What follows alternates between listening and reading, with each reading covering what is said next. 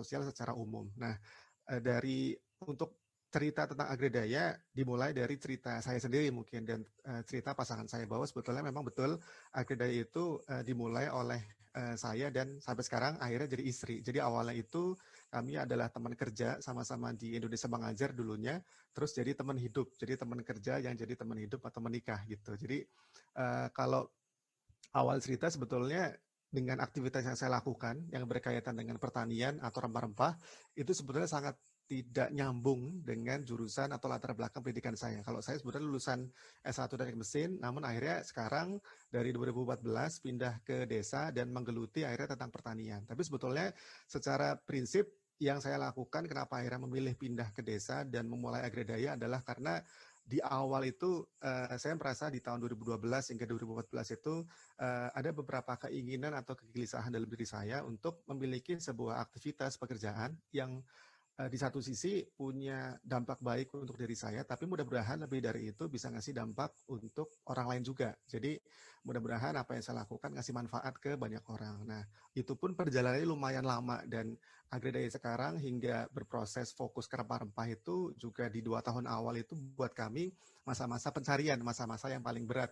Jadi kita baru matang secara organisasi itu baru 2018. Tapi kita pindah saya dan pasangan dan beberapa teman-teman yang saat itu jadi founding timnya Agredaya selama 2 tahun itu berusaha mencari bentuk di situ. Nah ini sekilas latar belakang saya pribadi.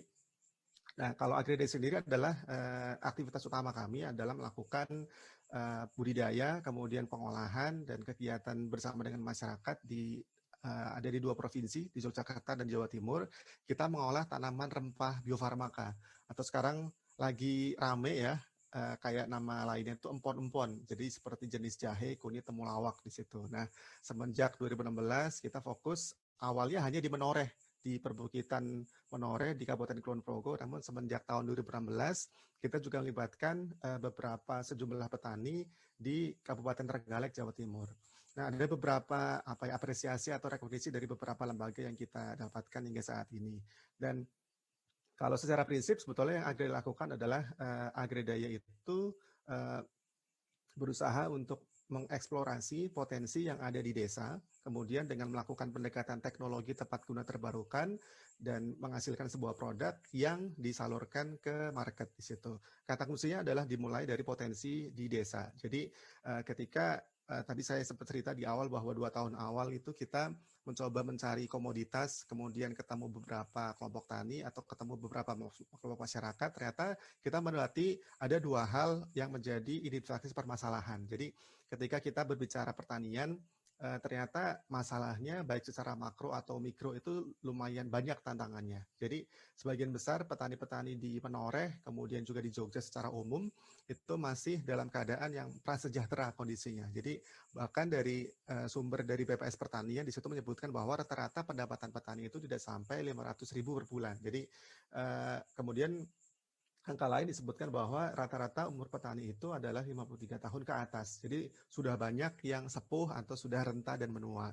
Dan di sisi lain juga jumlah masyarakat prasejahtera yang juga sebagian besar mereka dari golongan petani jumlahnya sangat banyak. Jadi hampir ada 26 juta di Indonesia. Nah, apa sih yang menyebabkan hal itu terjadi? Kenapa sih petani-petani kita masih banyak yang belum sejahtera? Ternyata ketika kita mengamati langsung bahwa sebagian besar petani-petani kita itu belum melakukan proses pengolahan pasca panen. Jadi mereka hanya menjual dalam wujud atau bentuk yang mentah utuh. Jadi kayak mungkin teman-teman sering mendengar istilah praktek ijon di pertanian padi atau beras. Jadi praktek ijon itu dari kata dasar atau dari kata hijau atau ijo. Jadi petani belum sampai menjadikan malai padinya itu kuning, itu masih hijau itu udah dibeli. Karena saking memang posisi tawaran mereka sangat rendah dibanding dengan tengkulak. Dan ketika menjual masih bentuknya hijau dan nggak tahu tonasenya berapa, nah itu pasti hal itu tidak menguntungkan petani. Jadi jauh di bawah perhitungan yang seharusnya. Jadi yang pertama adalah petani tidak menjual dengan cara proses. Saya jarang sekali menemukan petani baik dalam skala individu atau skala kelompok yang bisa bikin produk pertanian yang dikemas pakai merek, itu jarang banget saya bisa nemu seperti itu. Nah, kontribusi hal itu disebabkan karena sebagian besar petani kita memang tingkat pendidikannya masih rendah. Jadi antara tidak sekolah atau kalaupun sekolah lulusan SD. Nah, di situ mengakibatkan pengetahuan pengolahan pasca panen yang dimiliki oleh petani juga rendah. Kemudian ada lagi isu tentang distribusi rantai pasar yang panjang atau istilahnya itu multi level tengkulak. Jadi harga yang didapat oleh petani itu sekian, kemudian ada level tengkulak 1, level tengkulak dari dusun, kemudian ke desa, kecamatan, sampai ke kota besar, ke pasar induk, hingga akhirnya harga yang di petani hingga di end customer itu sangat jauh. Jadi ketika di awal tahun 2016 saat itu kita mendapati harga kunyit mentah di petani itu Rp1.000 per kilogram. Padahal kalau di pasar Beringharjo, salah satu pasar besar di Jogja, itu harganya udah 5.000, 7.000. Nah, itu ada banyak layer yang bermain. Kemudian di sisi lain juga petani sudah banyak tergantung terhadap pupuk kimia. Yang padahal dari zaman dulu petani-petani kita itu sudah menerapkan kayak pola tanam yang natural, yang sesuai dengan warisan leluhur mereka hanya menggunakan bahan-bahan alam. Jadi kayak menggunakan pupuk kompos, kemudian menggunakan pupuk kandang sebagai nutrisi tanaman mereka. Nah, namun semenjak tahun 80-an sebetulnya petani-petani kita sudah mulai diintroduce atau dikenalkan, di brainwash sih sebetulnya dalam tanda kutip untuk menggunakan pupuk kimia yang dalam jangka panjang itu mendegradasi layak tanah dan juga oleh petani akhirnya mereka harus mengeluarkan uang untuk membeli itu. Nah, di sisi lain sebetulnya kita melihat bahwa kalau ngomongin produk rempah-rempah, kita bisa melihat bahwa identitas permasalahan itu di sisi hulu dan di sisi hilir. Nah, di sisi hilir kita kan bisa melihat bahwa konsumen di Indonesia itu punya kecenderungan untuk memiliki gaya hidup sehat itu makin tinggi dalam kurun waktu 10 tahun terakhir. Jadi kita mengamati bahwa produk rempah-rempah yang dihasilkan oleh petani ini bisa dipasarkan atau dijual ke konsumen yang seperti apa. Nah, dalam 10 tahun terakhir itu disebutkan oleh Nielsen sebetulnya orang Indonesia itu mulai mengkonsumsi gaya hidup sehat, kemudian melakukan aktivitas-aktivitas yang kayak misal lari maraton, yoga, zumba. Nah, ini jadi pasar-pasar yang bisa disesuaikan dengan yang dihasilkan oleh petani. Nah, dari sini apa yang kita lakukan atau solusi yang akhirnya dilakukan adalah pertama di sisi kelompok tani kita mengenalkan dan mengedukasi petani untuk melakukan proses pengolahan pasca panen menggunakan teknologi tepat guna terbarukan, karena alat atau proses ini adalah yang paling berkontribusi terhadap harga panen rempahnya petani. Jadi yang paling pertama kita lakukan adalah mengenalkan sebuah teknologi pengolahan pasca panen.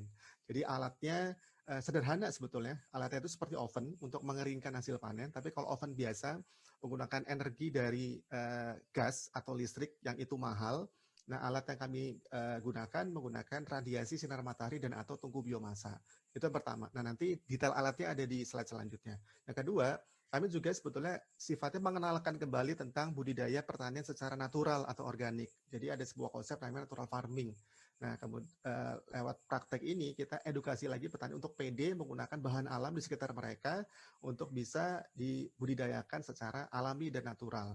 Kemudian setelah petani melakukan 2 tahapan pengolahan dan juga budidaya secara natural, kita memberikan bentuk apresiasi sebetulnya melalui harga yang secara harga itu ada peningkatan antara 3 hingga 5 kali lipat. Di tahun 2016, saat itu ketika kunyit mentah per kilogram harganya Rp1.000, saat itu kita beli per kilo kunyit keringnya itu harganya Rp35.000 tahun 2016. Jadi tahun 2020 sekarang per kilo kunyit kering kita beli harganya Rp60.000 per kilogram. Jadi bedanya harus tinggi, harus beda. Jadi itu yang kita lakukan. Kemudian yang di sisi konsumen, kita tidak hanya mengenalkan ini adalah produk rempah dari menoreh atau dari petani, tapi kita berupaya untuk menerapkan produk herbal atau produk rempah-rempah yang memiliki standar yang paling tinggi di Indonesia, yaitu dengan standar BPOM obat tradisional atau BPOM TR. Nah, kemudian kita juga konsumen mengenalkan tentang konsep namanya traceability atau ketelusuran produk. Dari setiap produk yang dijual Agredaya, kita bisa menceritakan produk ini itu ditanam di mana, oleh siapa, dan dengan cara apa. Kemudian di sisi lain, kita juga punya tim dengan latar belakang farmasi atau apoteker yang bisa menjadi kayak semacam layanan namanya Agredaya Care. Jadi konsumen itu bisa nanya tentang penggunaan bahan-bahan herbal atau bahan-bahan alam, bisa tentang produk Agredaya, bisa enggak, tapi apapun yang sifatnya natural atau dari bahan alam. Nah, ini yang solusi yang kita lakukan. Nah, ini yang juga mungkin bisa teman-teman pelajari atau nanti juga diaplikasikan di bisnis model social interest teman-teman. Jadi mungkin tadi teman-teman sempat mengamati bahwa saya latar belakangnya bukan dari jurusan pertanian, kenapa? Tapi ada natural farming, kemudian ada teknologi solar dryer. Nah, itu kami nggak sendirian. Sejak awal Agredaya mulai hingga sekarang kita selalu membutuhkan mitra, karena kami sadar bahwa kekuatan kami terbatas, kami tidak punya keahlian di segala bidang, tapi kita punya teman banyak. Nah, jadi kita melakukan kemitraan dengan beberapa lembaga yang sudah ahli duluan. Jadi ada namanya Sekolah Tani Muda dari Mubiarto Institute UDGM yang mereka itu sudah melakukan aktivitas bersama dengan petani, pengolahan analisa usaha tani, kemudian manajemen lahan. Nah, kita ajak mereka terlibat di situ. Kemudian ada namanya NGO Kerabat Desa Kota yang mereka sudah dari tahun 2004 itu bikin namanya rumah surya atau solar dryer house. Nah, kita lihat teknologi itu bisa diterapkan untuk pengolahan rempah, kita ajak mereka terlibat, kemudian kita aplikasikan alat itu di beberapa lokasi petani mitra. Kemudian untuk perihal pendanaan, kita juga nggak sendirian. Kita di tahun 2016 ketika bikin program di Petani Menoreh, kita dapat bantuan dukungan hibah dari Australian Embassy untuk yang dananya kita pakai untuk pelatihan, kemudian pembuatan alat, solar dryer house, kemudian beli bibit segala macam. Nah, kemudian di Trenggalek kita juga dapat dukungan dari Bappenas dan juga pemerintah Kabupaten Trenggalek itu sendiri. Jadi di sini di poin mitra kami melibatkan banyak sekali pihak yang kuncinya adalah punya visi atau punya tujuan yang sama di situ. Nah, untuk kelompok petani jumlahnya sebetulnya udah hampir 300-an di Jogja, Jawa Timur, dan beberapa wilayah Jawa Tengah. Kemudian kita punya 8 jenis rempah dengan kapasitas produksi 2,5 ton per bulan. Dan di sisi hilir, kita menjual dalam 2 bentuk. Jadi yang pertama dalam bentuk yang retail atau kemasan ukuran 50 gram. Yang kedua, yang disuplai secara bulk ke perusahaan farmasi atau perusahaan herbal. Untuk yang retail saat ini, kami masih memfokuskan pemasaran di nasional ataupun atau di Indonesia maksudnya yang sudah tersebar di beberapa kota di Indonesia. Nah, kemudian ini yang alat pertama, satu teknologi namanya solar dryer yang kita pakai. Kita sekarang jumlahnya punya 5 yang tersebar di 2 kecamatan, di Menoreh, di Kecamatan Kokap sama Kecamatan Girimulyo. Jadi bentuknya sebetulnya sederhana sekali, mirip kayak instalasinya greenhouse. Cuman kalau greenhouse itu pakai plastik UV, kalau ini pakai bahan namanya polikarbonat dan galvalum. Nah, prinsipnya itu sebenarnya mengubah udara normal. Udara normal itu kan punya suhu dan kelembaban. Ketika masuk ke ruangan ini, udara tersebut berubah menjadi udara kering. Jadi suhunya tinggi, kelembabannya rendah. Nah, udara kering tersebut itu digunakan untuk mensirkulasi bahan panen yang ada di dalam. Jadi kalau teman-teman lihat ini lagi ngeringin, ini sebelah kiri itu temulawak yang masih mentah, yang baru di kalau dalam bahasa Jawa itu blentreh, itu dipaparin lah istilahnya. Yang sebelah kanan itu yang sudah kering. Nah, ini yang di Kulon Progo, yang di Jogja. Kemudian yang ini yang di Trenggalek di Jawa Timur. Kalau yang ini bentuk kerjasamanya beda lagi. Kalau yang Trenggalek itu bekerjasama dengan kelompok tani hutan kemasyarakatan, dan juga kelompok petani yang di Trenggalek itu kita bekerja bersama dengan BUMDesma atau Badan Usaha Milik Desa Bersama. Jadi gabungan dari 3 desa. Jadi di Trenggalek Jawa Timur itu punya potensi rempah-rempah yang melimpah, dan di situ kita lihat bahwa sangat berpotensi untuk bisa diproses dan diolah. Lagi-lagi problemnya juga sama. Kawasan yang menghasilkan rempah-rempah, tapi ketika musim panen raya mereka tidak menghasilkan pengolahan pasca panen di sana. Jadi biasanya ketika panen raya di bulan antara Mei sampai bulan-bulan November, petani di sana dijual. Ada misalnya kayak juragan datang dari Sidoarjo, dari Surabaya pakai truk, nah terus diambil, entah dibawa kemana, mereka nggak ngerti. Jadi kita upayakan proses pengolahan itu ditarik, diproses oleh masyarakat langsung, sehingga yang keluar dari desa itu sudah diproses. Nah, di sini pendanaannya semuanya dari dana desa dan juga dari dukungan Pemkab Trenggalek. Di sini Agredaya berfungsi sebagai semacam mendampingi di proses pengolahan pasca panen dan juga off taking market di situ. Jadi kalau yang di Kulon Progo kecil-kecil tapi banyak, tersebar di 3 lokasi. Kalau yang di Trenggalek 1 tapi ukurannya besar di situ. Nah, produknya kayak apa? Nah, ini yang tadi saya sampaikan, kita punya dua tipe ya. yang retail dan juga yang bulk. Jadi yang retail kita punya yang di sini ada 10 SKU atau 10 jenis. Jadi kita punya spices powder, spices tisane atau spices teh, dan juga spices latte. Spices powder itu kayak ginger powder, atau jahe bubuk, turmeric, kemudian red ginger, dan juga java turmeric atau temulawak. Kemudian tisane itu campuran dari rempah-rempah, kayak misalnya yang biru ini itu campuran dari sereh, kemudian bunga telang, dan juga jahe, namanya blue ginger. Kemudian ada yang lain nih, jenis tea atau royalty. Yang di bawah itu spices latte, ini sebetulnya upaya kita untuk bisa masuk ke kalangan anak-anak muda atau milenial. Jadi kalau ini latar belakangnya itu gara-gara ketika kita melihat pas tahun 2018 ini produknya dirilis 2019, itu kan booming banget yang namanya minuman kopi susu gitu. Nah, kenapa enggak kalau espressonya itu diganti dengan jahe atau kunyit? Maka bikinlah produk namanya turmeric latte dan juga coklat ginger atau coco ginger. Nah, yang bulk kita punya 2 tipe, yaitu rempah-rempah kering dan juga rempah-rempah serbuk di sini. Nah, di situ. Nah, selanjutnya yang penting adalah ketika kita mengupayakan sebuah inisiatif wirausaha sosial, kita penting untuk tahu nanti produk yang akan kita olah bersama, baik bisa bentuknya itu produk atau jasa ya. Teman-teman kan bentuk wirausaha sosialnya bisa macam-macam, bisa yang menghasilkan produk atau melakukan aktivitas jasa. Nah, itu perlu tahu ukuran pasarnya, atau paling ekstrim adalah kita tahu nanti produk ini akan dijual kemana, dan kita mesti tahu bahwa market itu bukan market yang mati atau market yang stuck, tapi market yang sedang tumbuh atau sedang berkembang. Jadi paling sederhana ngomongin market yang sudah mati adalah ngomongin wartel. Teman-teman mungkin ada yang masih generasi pernah tahu dulu ada wartel. Nah, sekarang udah nggak mungkin kita bikin wartel terus jadi laku gitu. Itu paling ekstrim. Nah, kalau di selain kalau kita berbicara tentang rempah-rempah, nah ini ada beberapa rujukan yang bisa kita ambil. Yang pas itu kita pelajari beberapa data. Jadi pertama dari Gabungan Pengusaha Jamu atau GB Jamu yang menyampaikan bahwa industri market jamu tradisional itu bertumbuh setiap tahunnya. Jadi angkanya 10,6 triliun di tahun 2017 dan sekarang makin bertumbuh. Dan mungkin di tahun 2020 ini juga makin bertumbuh.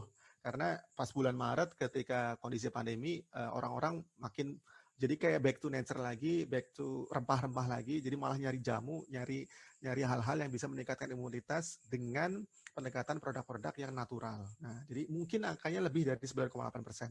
Jadi untuk yang 20 karena memang belum rilis. Di sisi lain kemudian kita juga belajar dari ada namanya Cekido Business Center yang mereka menyampaikan bahwa industri suplemen kesehatan juga pangkat pasarnya makin tinggi. Kemudian di sisi lain peningkatan tren.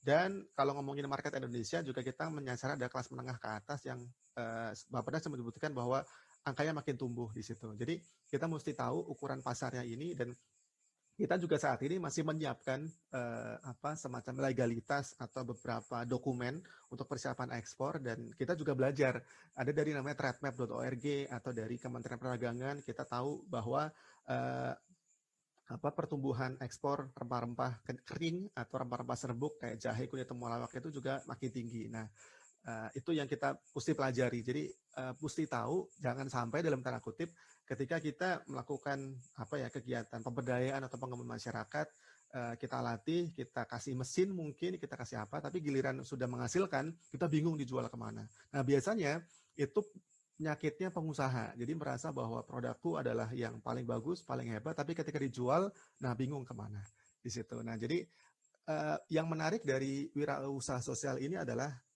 kita memang secara prinsip kita punya value tentang sosial. Kita mengupayakan sebuah aktivitas yang bisa menyelesaikan permasalahan sosial tertentu. Tapi yang penting adalah kita perlu kombinasi bahwa ketika kita ngomongin bisnis, nantinya kita tuh battle of field-nya adalah dengan bisnis as usual juga. Jadi kalau saya jualan jamu kayak sekarang nih, yang kayak gini, kita memang bersama dengan petani, tapi di sisi lain ketika kita jualan, di sisi hilirnya, konsumen itu nyarinya ya produk yang enak, produk yang punya standar yang baik. Nah, jadi kita mesti mengimbangi antara sisi sosial dan juga sisi organisasi bisnis yang sesuai dengan, kita mesti belajar sih tentang pola market kayak apa di situ. Nah, ketika ngomongin wira sosial, saya boleh dong mungkin teman-teman yang jadi peserta malam hari ini tulis mungkin di chat yang sudah menjalankan wirausaha sosial. Saya lihat Mas Salam itu tadi ada ya, Mas Nur Salam. Mungkin bisa teman-teman yang lain menuliskan gitu, apakah sudah menjalankan wirausaha sosial apa, mungkin yang masih ide juga boleh di-share di kolom chat di situ. Nah, kalau yang masih mencoba mencari ide, nah mungkin di bagian ini bisa mengamati bisnis sosial itu sebetulnya apa sih?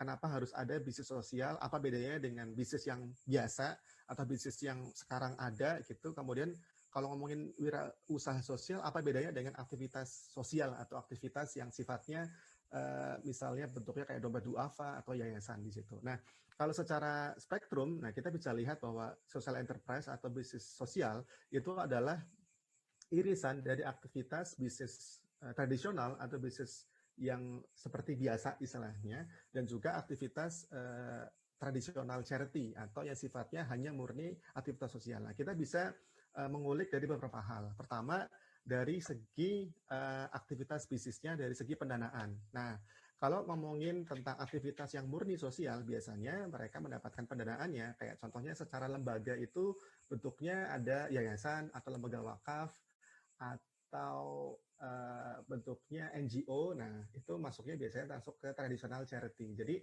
mereka menggantungkan aktivitas organisasi mereka itu dari dana antara dana zakat, kemudian dana hibah atau donasi atau CSR di situ. Nah, jadi mereka tidak melakukan aktivitas bisnis. Nah, kemudian di sisi yang paling kanan spektrumnya, mereka dapat duitnya atau dapat modalnya itu dari mana sih? Nah, kalau di traditional bisnis mereka sebetulnya mendapatkan pendanaan macam-macam.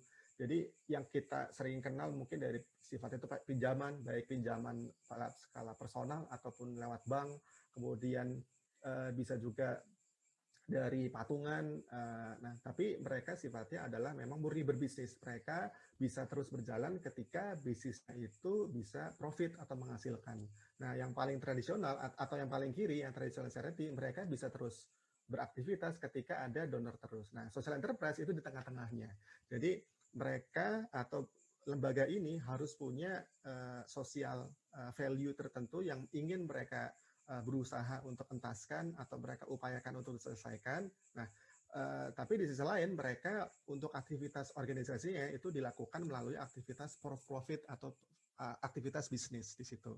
Nah, yang membedakan lagi adalah ketika di social bisnis itu biasanya mereka mengupayakan untuk bisa dapat profit setinggi-tingginya dan biasanya sampai melakukan tahap eksploitasi. Eksploitasi bisa ngomongin manusianya ataupun alamnya di situ. Kalau misalnya teman-teman melihat ada beberapa perusahaan yang penting saya dapat untung yang sedikit, nggak bodoh amat misalnya merusak alam atau merusak lingkungan, kemudian wilayahnya jadi banjir, kemudian flora faunanya jadi menghilang atau segala macam. Mereka nggak peduli tentang itu. Jadi yang mereka pedulikan adalah dapat untung setinggi tingginya. Nah, yang paling kiri ekstrimnya tradisional adalah mereka mengupayakan untuk melakukan aktivitas sebaik-baiknya melalui aktivitas sosial. Nah, social enterprise itu adalah gabungan dari keduanya itu. Jadi secara bisnis harus profit, tapi bukan yang akhirnya itu mengeksploitasi atau membuat dalam tanda kutip kezaliman ke lingkungan ataupun ke manusia, tapi secara bisnis harus baik untuk manusia, untuk alam, untuk lingkungan di situ. Dan sebetulnya kalau di beberapa beberapa bisa dibilang literatur agama itu ada beberapa yang bisa dijadikan satu pembelajaran yang baik. Jadi kalau di Islam itu ada namanya konsep rahmatan lil alamin.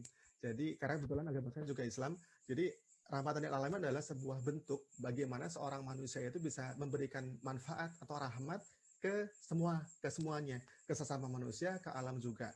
Dan di agama yang lain ada namanya dari Hindu, itu punya konsep namanya Trihita Karana, keseimbangan antara Tuhan, manusia, dan alam. Jadi sebetulnya saya belum tahu yang di beberapa agama yang lain, tapi kurang lebih setiap kepercayaan atau agama itu mengenalkan tentang konsep keseimbangan antara manusia, alam, dan juga lingkungan, dan juga Tuhan. Jadi, dan ini yang juga bisa diaplikasikan di aktivitas bisnis kita.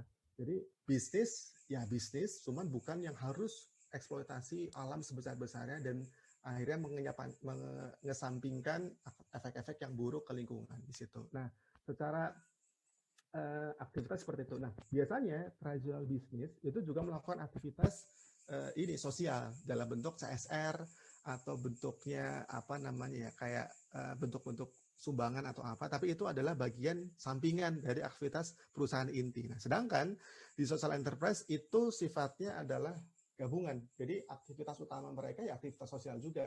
Tapi di sisi lain organisasi ini punya aktivitas bisnis yang menghasilkan di situ. Nah, Agradia sendiri untuk aktivitas menghasilkan keuntungan itu kita dapat dari 3 pemasukan atau tiga line revenue stream. Jadi pertama kita dari jualan produk yang secara retail dan juga secara bulk. Yang kedua dari aktivitas workshop atau kayak misalnya bikin kelas tentang jamu, kelas tentang kita pernah bikin kelas nanam jahe atau budidaya jahe. Kemudian yang ketiga lewat aktivitas spices tourism. Jadi kita bikin aktivitas namanya pernah spices journey atau jelajah rempah di situ. Jadi ada 3 itu. Nah, gimana sih memulainya di situ? Nah, saya yakin sebetulnya yang namanya mulai bisnis, apalagi mulai sebuah aktivitas wirausaha sosial itu sifatnya sangat personal. Sifatnya itu sangat tiap orang pasti pendekatannya beda-beda. Mungkin tadi Aisyah apa yang ada sebuah kejadian dalam hidupnya yang mengakibatkan dia kemudian membuat salt gitu. Nah, kalau saya pribadi dulu awalnya adalah saya kayak semacam mencari sebetulnya. Saya pernah bekerja di perusahaan tradisional bisnis maksudnya yang perusahaan multinasional company, tapi perasa saya secara hati tidak nyaman dalam hal mungkin ada aktivitas lain yang bisa ngasih manfaat ke diri saya dan ke orang lain juga. Nah, di situ ternyata itu ada sebuah semacam formulasinya dalam di Jepang itu namanya ikigai. Jadi ikigai itu adalah irisan antara passion, mission, vocation, dan profession. Ikigai itu kalau ngomongin passion antara passion dan mission adalah sesuatu atau aktivitas yang teman-teman atau kita itu suka melakukannya. Nah, kalau saya suka yang aktivitas di desa. Jadi yang paling saya suka ketika dulu adalah di Aceh. Saya ditempatkan di daerah Aceh Utara ketika jadi volunteer Indonesia Mengajar. Nah, saya suka aktivitas yang di desa, ketemu masyarakat, ketemu orang di situ. Nah, itu yang saya nggak pengen hilang sebetulnya. Dan setelah dari Aceh, kami dan saya dan pasangan dan teman-teman, kita pindah ke Jogja dan mulai aktivitas bareng masyarakat. Nah, di awal sebetulnya kami nggak ngerti mulainya tuh mau di mana. Jadi di awal itu ekspektasinya adalah kita pindah desa dulu, kemudian kita berusaha melakukan pendataan, eksplorasi daerah, kemudian mendata potensi-potensi daerahnya apa aja. Tapi kesukaan kita awalnya adalah dari ketemu masyarakat di desa. Nah, kemudian yang kedua, gabungan dari namanya passion dan profession atau hal apa yang teman-teman ahli di situ. Jadi mungkin teman-teman bisa mulai dari yang suka coding atau suka di IT, itu bisa bikin satu website atau bisa bikin satu aplikasi yang bisa ngebantu masyarakat. Atau saya punya kenalan dari namanya bikin social enterprise juga namanya Duanyam. Mereka awalnya bikin isu yang mereka alami adalah banyaknya ibu-ibu yang hamil di daerah Flores itu yang meninggal, ibunya atau adik bayinya yang baru lahir. Nah, itu kenapa? Karena ternyata orang-orang atau ibu-ibu atau mama-mamanya di sana itu masih terus bekerja sangat keras. Nah, ada namanya Ayu, si Azalea itu, dia sebetulnya ada lulusan kesehatan masyarakat dan dia melihat bahwa wah ini bisa melakukan pendekatan bisnis, akhirnya mereka ngedorong masyarakat di sana untuk tetap menganyam di rumah. Nah, tapi sebetulnya tujuannya adalah supaya ibu-ibu yang di sana tingkat kematian hamilnya itu berkurang di situ. Nah, teman-teman bisa mulai apa yang teman-teman ahli di situ. Nah, kemudian ikigai selanjutnya adalah tentang irisan antara misi dan juga vocation, antara misi dan juga pekerjaan. Jadi, apa yang bisa dilakukan dari sesuatu yang dunia butuhkan atau yang dunia yang jadi isu di masyarakat atau isu di sosial. Nah, kita beruntung tinggal di Indonesia karena kalau mungkin masalah atau yang Indonesia butuhkan ke kita itu sangat banyak. Dari mulai berbagai macam sektor, ngomongin sektor pendidikan, kesehatan, kemudian isu gender, isu toleransi, isu pertanian apalagi, nah itu banyak sekali. Nah, teman-teman bisa milih apa yang kira-kira teman-teman ahli dan juga teman-teman suka dan apa yang Indonesia butuhkan sekarang. Saya punya satu guru yang sampai sekarang jadi guru saya, yang saya ingat apa yang beliau sampaikan adalah tentang kita atau saya saat itu saya sebetulnya cuma lulusan S1 sekarang, dan tapi meskipun saya S1 adalah kalau misalnya digambarkan dalam sebuah piramida penduduk, orang-orang atau anak-anak muda di Indonesia yang S1 itu jumlahnya sangat sedikit. Jadi mereka itu ada di piramida teratas. Yang di bawahnya adalah yang masyarakat prasejahtera, tidak sekolah, atau secara pendidikan kurang mampu, secara ekonomi kurang mampu di situ. Nah, kita yang oleh Tuhan itu dikasih banyak sekali anugerah lewat keilmuan, lewat pengetahuan, lewat akses, lewat informasi di situ. Jadi mentor saya tuh bilang akan sangat malu dalam tanda kutip ketika nanti kita ditanya oleh Tuhan, oleh Allah ketika balik, apa yang kamu lakukan di dunia? Padahal dulu saya kasih kamu sebuah keilmuan yang sangat besar. Jadi itu bisa sampai sekarang itu selalu jadi apa ya, motivasi dan pemicu semangat saya bahwa yang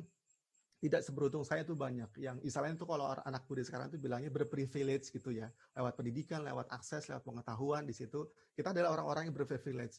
Yang bisa akses Zoom kayak gini, lewat internet adalah kita orang-orang yang beruntung. Nah, kita manfaatkan keberuntungan kita untuk bisa ngasih manfaat ke orang lain juga. Nah, yang keempat, ikigai yang keempat adalah apa yang kita lakukan itu mesti dapat pemasukan, mesti dibayar. Kita eh, jangan bikin aktivitas wira sosial itu kalau ini versi saya ya, maksudnya karena memang saya hidup di sini dan saya tidak punya part time job yang lain, saya full time di Agredaya, jadi saya mesti dapat, karena saya juga berkeluarga punya anak satu, saya mesti dapat masukan dari sini juga. Yang paling sederhana adalah teorinya Maslow yang piramida kebutuhan. Nah, Maslow itu bilang yang paling dasar adalah bagaimana manusia itu memenuhi kebutuhan makan, sandang, pangan, dan papan di situ. Jadi itu penting, kita punya aktivitas tidak hanya melulu tentang sosial, tapi juga kita dapat duit dari situ. Nah, pembagiannya apa? Nanti kita bisa bicarakan. Itu ada art of apa ya, ngitungnya lah istilahnya. Tapi yang jelas aktivitas ini kita bisa hidup dari situ.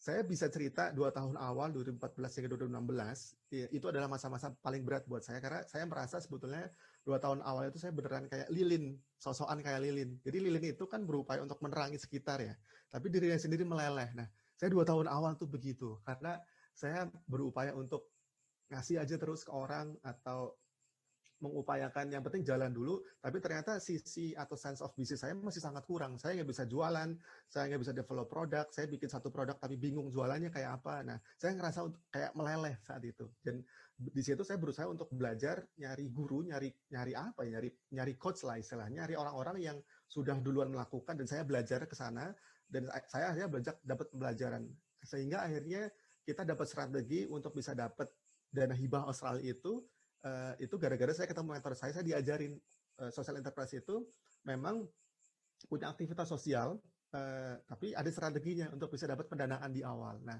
karena kan kita baru mulai ya untuk bisa bikin aktivitas pemberdayaan masyarakat, mungkin di awal kan belum ada modal. Nah, ada strateginya itu bekerja sama dengan lembaga non-profit yang lain untuk merekrut dana hibah atau dana. Nah, nanti saya bisa cerita tentang itu kalau mungkin teman-teman penasaran mulainya.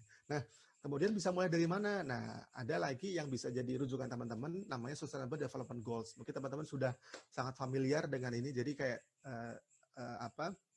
PBB itu bikin 17 apa ya? Mereka bilangnya itu 17 goal bersama untuk bisa menciptakan dunia yang lebih baik. Nah, ini teman-teman bisa melihat aktivitasnya itu dari satu persatu yang ada 17 poin ini. Bisa ngomongin tentang kemiskinan atau no poverty, kemudian ngomongin tentang akses pendidikan yang berkualitas, kemudian kalau tadi yang kayak Aisyah itu tentang affordable and clean energy. Nah, itu teman-teman bisa melihat dari ini. Jadi kemudian kalau ngomongin isu kehutanan itu bisa ngomongin live online, kemudian isu yang tentang pesisir itu live below water segala macam. Nah, teman-teman bisa melihat rujukannya dari sini juga. Nah, kalau ini masih terlalu random atau umum, nah ini turunannya lagi. Jadi di SDGs itu ada namanya Kompas SDGs. Jadi ini kita bisa membagi di SDGs itu ada 4 hal yang kaitannya dengan alam, ekonomi, society, dan juga well-being.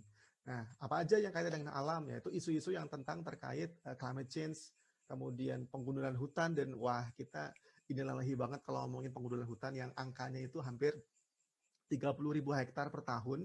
Bayangin pulau yang kita dari zaman dulu selalu dinabobokan bahwa negara kita hijau di tropis khatulistiwa, tapi sebenarnya kalau fakta sekarang Pulau Kalimantan itu sudah sangat gundul dan saya nggak kebayang dalam tahun-tahun mendatang gimana panasnya bumi kalau itu nggak segera dihentikan di situ. Kemudian kalau ngomongin ekonomi, bisa ngomongin isu kemiskinan atau disabilitas juga bisa masuk ke sini di situ. Saya punya teman juga di Jogja namanya Mas Riono, beliau sendiri adalah penyandang disabilitas dan beliau bikin namanya Diva Bike. Jadi beliau melihat bahwa teman-teman sesama penyandang disabilitas itu sangat terbatas akses terutama dalam hal transportasi dan pekerjaan. Nah, maka dari itu dia bikin Diva Bike kayak Gojek tapi untuk yang gaji drivernya itu adalah teman-teman disabilitas untuk melayani teman-teman disabilitas yang lain atau teman-teman normal yang lain di situ. Nah, kemudian kalau ngomongin society juga bisa ngomongin banyak hal. Isu toleransi juga belakangan di Indonesia juga marak di situ. Nah, teman-teman bisa pilih dari Kompas SDGs ini. Kemudian yang penting juga, ini kan pertama tadi ngomongin tentang value atau tentang unsur sosial yang ingin kita bawa. Nah, di sisi lain, teman-teman juga harus belajar tentang namanya business model. Dan ada satu tool sederhana namanya business model canvas yang teman-teman bisa pakai ini untuk bisa menggambarkan, untuk bisa ini adalah 9 blok bangunan, bukan bangunan ya, 9 blok isian lah istilahnya, yang menggambarkan bagaimana sebuah bisnis itu berjalan dari hulu hingga hilir. Bagaimana bisnis itu bisa berjalan, bisa ketahuan dari mana uang masuk sampai uang keluar kayak apa. Nah, ini saya jelasinnya cuma sekilas, saya teman-teman bisa googling, udah banyak banget di YouTube atau di Google. Atau saya juga sangat senang kalau misalnya bisa share sama teman-teman saya, nanti saya bisa bagi nomor WhatsApp saya. Kalau ingin diskusi lebih lanjut, saya dengan senang hati bisa diskusi bareng teman-teman. Nah, ini adalah bisnis model kanvasnya Agredaya. Kita mulai dari value proposition, apa sih yang value apa yang kita tawarkan ke konsumen, kita bawa tentang isu natural, tentang isu sehat, consumer product, gitu, segala macam. Nah, itu ya, saya nggak terasa banget. Wah, udah, oke. Saya balikin ke Mas Zaki ya. Ternyata saya lama banget ngomongnya, jadi nggak kerasa. Jadi terima kasih untuk waktu dan kesempatannya. Mudah-mudahan bisa lanjut di sesi diskusi dan tanya jawab. Dan teman-teman saya undang untuk bisa bersilaturahmi lebih lanjut. Silakan bisa follow Instagramnya di @agredaya ya.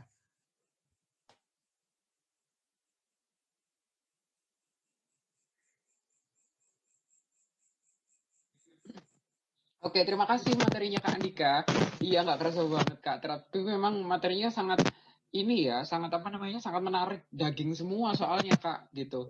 Saya yakin pasti teman-teman juga sepakat ini kalau misalkan ini insightful banget, gitu kan ya. Oke, materinya udah selesai. Sekarang waktunya teman-teman untuk ngasih pertanyaan nih. Yuk, silahkan. Kita bisa mulai ngasih pertanyaan untuk Kak Andika. Seperti sebelumnya, yang ingin bertanya silahkan raise hand. Oke, sudah ada Kak Rahma.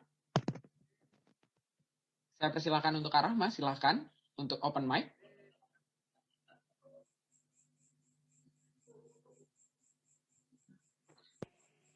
Oke.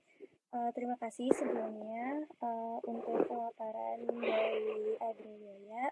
Nah, yang saya ingin tanyakan adalah mengenai metode yang digunakan dari Agredaya itu sendiri.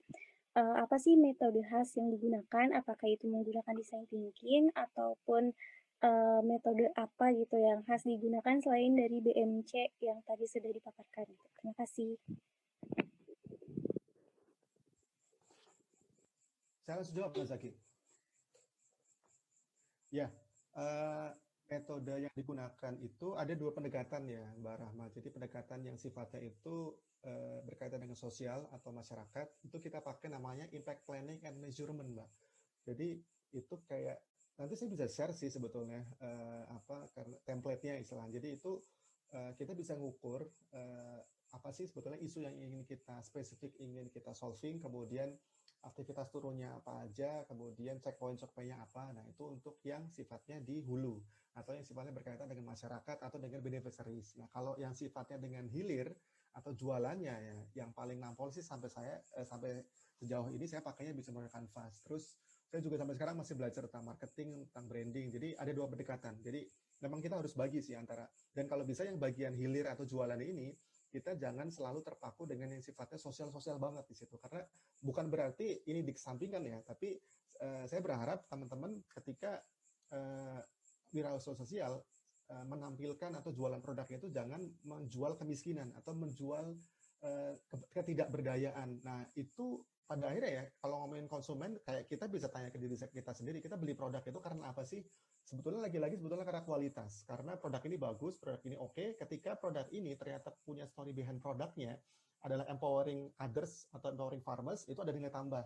Tapi yang paling penting adalah kualitasnya itu sendiri di situ. Nah, nanti saya bisa share, mungkin bisa dibantu untuk saya bisa nanti share nomor, atau nanti saya di chat saya bisa tulis nomor WhatsApp saya bisa share nanti impact planning dan measurement kayak apa. Itu saya dulu belajar pas ikut inkubasi social business juga ada namanya Unlimited Organization dulu, jadi saya ada belajar inkubasi selama 6 bulan. Nah, saya belajar banyak tentang tools itu. Nah, nanti saya bisa bagi.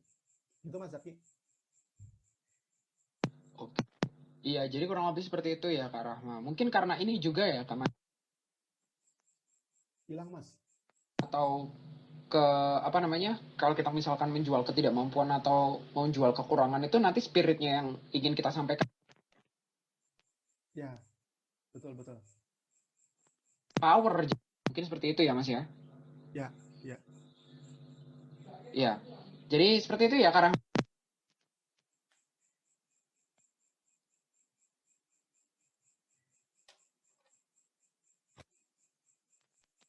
Bahkan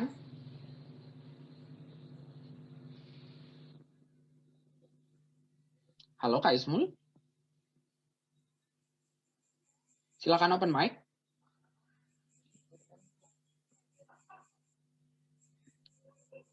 Halo Kak Ismul. Oke. Sepertinya Kak Ismul Mas. Oh, sudah open mic. Oke, silakan Kak.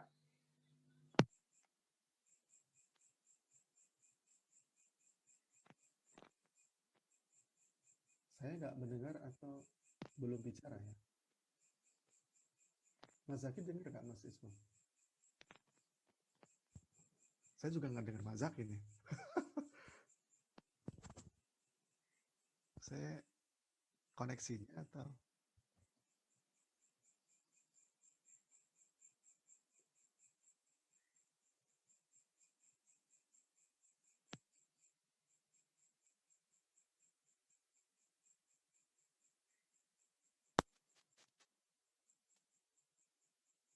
oh, semua nggak ada suaranya kecuali pemateri.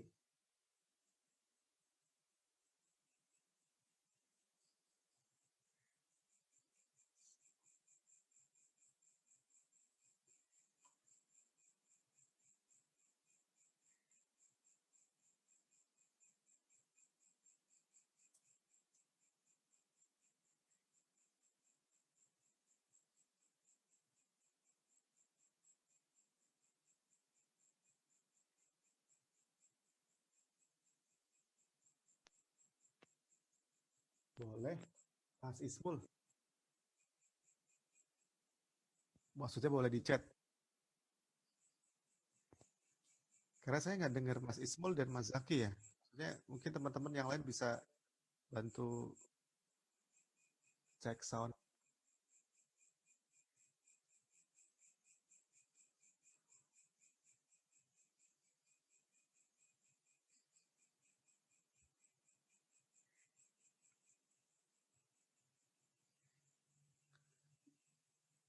Mas Ismul kalau lewat chat juga boleh.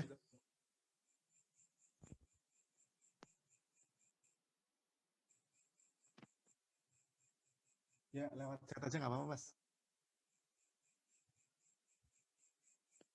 Halo. Kak Andika dengar suara saya? Dengar. Dengar ya Kak? Dengar. Oke. Teman-teman bisa dengar suara saya ya? Sudah, saya sudah dengar. Bisa. Oke Kak Ismul bisa langsung bisa ditanyakan lewat chat. Oke. Itu sudah ada pertanyaan, saya bisa langsung jawab mungkin Mas ya. Pertanyaan pertama tentang saya tanya pendekatan kerjasama dengan petaninya bagaimana Mas gitu, dan apakah ada bimbingan atau hanya membeli produk petani dengan kualitas tertentu gitu. Gitu ya. Tapi suara saya terdengar jelas kan ya? Suara saya agak kedengar ada bouncing gitu juga sih. Suara saya kedengar ya? Oke. Untuk yang Mas Ismul ya. Jadi kita sebetulnya punya dua pendekatan yang berbeda Mas. Untuk kelompok tani yang ada di Jogja dan kelompok tani yang ada di Trenggalek. Nah, yang di Jogja itu pendekatannya itu sifatnya sangat bottom up istilahnya. Jadi kita itu dulu kenapa mau develop rambah-rambah itu awalnya kita ada data market.